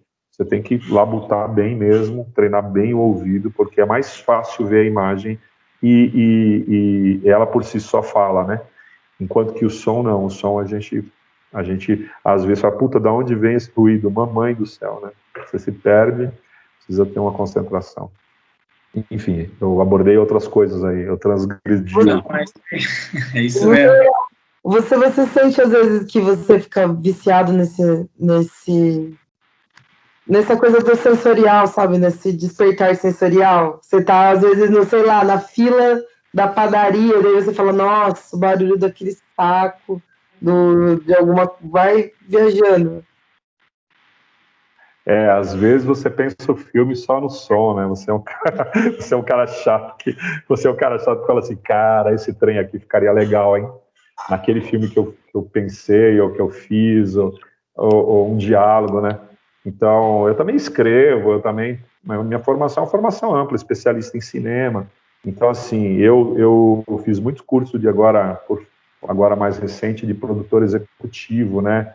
Então, eu não estou me lançando a outros desafios, né? Até porque essa é uma profissão que ela é muito cruel com a gente, viu, Mari? Ela é uma profissão onde você até os 35 anos, você tem uma audição, se você tem uma audição normal, ela vai te acompanhar bem nas várias frequências, nuances de frequência de 20 Hz a 20 kHz, você vai ter elas meio que legais. Depois começa a atenuar, você começa a perder pressão sonora de uma ou outra frequência, né? E eu tenho 47 anos, então assim, eu sei disso, das minhas deficiências, então eu tenho que começar a aumentar o volume, para poder perceber sons muito mais tênues, né?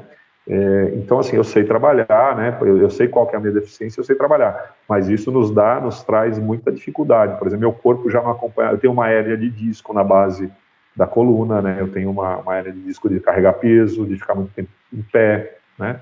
Eu tenho procurado não ficar tanto com o meu colete, então é uma profissão bem, assim, de certa maneira, bem cruel, né? E idade é idade, né, velho? Você tá vendo o Elton, daqui a pouco tá babando aí, né? Com uma bengalinha dando aula na Anhanguera, imagina. É o que vai acontecer com a gente, é normal. Mas algumas profissões são piores, outras mais tranquilas, que você pode tocar, né? Mas você vai se adaptando a isso, né? Eu respondendo a sua pergunta, que eu não respondi, porque eu viajei aqui na questão da idade, meu Deus, Matusalém. Mas, assim, eu viajo bastante nessas questões, e o som, por vezes, ele nos constrói uma certa labirintite, sabe? Quando você causa uma certa irritação, porque você imagina, gente, alguém conversa do meu lado direito, eu viro, né? Para prestar atenção na pessoa, não é assim? A pessoa fala atrás de você, você vira, né? E quando você escuta isso aqui, ó, um microfone está aqui, apontando, no lado esquerdo, eu estou apontando para o lado direito aqui, ou central, né? E aí, esse daqui é um ator que vai entrar em cena atrás. Cara, é um troço tão maluco que você fica perdido. E aí o cérebro, ele dá tilt. Então, em geral, o técnico de som é tido no set como o cara mais irritado e mais chatinho que existe, porque ele precisa de uma concentração muito maior que todo mundo, né? E tá todo mundo gerando problema para o som, né? Você fica ali. O cinema é a arte da espera, né? Então você fica ali esperando a maquinária montar um set, os caras vão colocar arte, vai colocar todo tipo de adereço, né? O cenário está previamente montado, mas aí tem todo tipo de adereço. Quando você abre a câmera, você vai ter que reposicionar aquele vasinho, você vai ter que fazer não sei o quê. Aí o quadro não ficou bom, vamos trocar por um outro quadro. Aí vem prova de roupa, o ator vem com aquela roupa. Não, essa daí não ficou legal para todo esse negócio. Esses caras estão tudo conversando, falando, puxando fio, põe trilho porque eu quero um traveling. Aí o outro que não sei o quê. Aí todo mundo se acha no direito de meter o bedelho no som. Aí o que eu faço quando eu chego em cena? Que a coisa está acontecendo, eu monto, faço meu escaneamento, eu já tenho eu estou esperando o setor de figurino liberar o figurino para eu poder colocar no microfone. Às vezes eu já dialoguei com o figurino porque eu tenho que ter passa alguma coisa, o cabo do microfone tem que ter furos dentro da roupa, dependendo da quantidade de anáguas e coisas que são colocadas, de terno, de colete, né, for roupa de época, o que seja. Às vezes eu filmo um índio pelado, cara, e só no cocar eu tenho que colocar um microfonezinho ali. Então eu tenho que ter um tempo todo para fazer isso daí, né? Então eu faço isso com figurino e depois eu ainda vou, né, no set. O setor de figurino é geralmente acoplado ao set, e aí eu vou e faço todo o meu trabalho ali de escaneamento, de tudo mais, lá. E aí eu vejo o posicionamento de luz. Aí os caras começam, o diretor de fotografia com o diretor fala, bom, eu quero luz aqui, eu quero não sei o quê, eu quero não sei o quê, e vai pondo coisa. E aí eu vejo, aqui é a minha brecha. Aí chega um assistente de maquinária qualquer e fala assim, você não vai poder. Eu nem dou atenção, né? Eu fico quietinho ali, boto meu microfone, eu sei que não vai fazer sombra, eu já sei onde que eu posso, pela experiência, onde que eu posso me portar, onde eu posso ficar. Mas eu só dou uma testada onde eu posso ficar, onde não vai aparecer a imagem, a câmera geralmente está aberta, tem um monitor para eu vejo até onde eu posso alcançar, a altura do ator ou da atriz, e ali eu vou permanecer fora sem vazar o microfone na cena. Aí eu tenho um limite, peço esse limite, ou às vezes eu tenho um monitor no meu trilho, no meu carrinho, e eu digo ao meu microfonista até onde ele pode chegar, né? Mas isso era uma situação onde eu tenho espaço. Às vezes eu estou num banheiro, né? Eu estou no banheiro com um foquista, que é um assistente de câmera que dá foco na lente, né? Às vezes o primeiro assistente de câmera também está dentro do banheiro. Tem o cara que vai bater o claquete, que também às vezes está ali dentro do banheiro, é um continuista, ou mesmo... Aí tem um contra-regra que vai resolver um problema de sangue no banheiro. Eu fiz um longa que está rodando agora, que chama Loop, né? Eu fui o primeiro microfonista.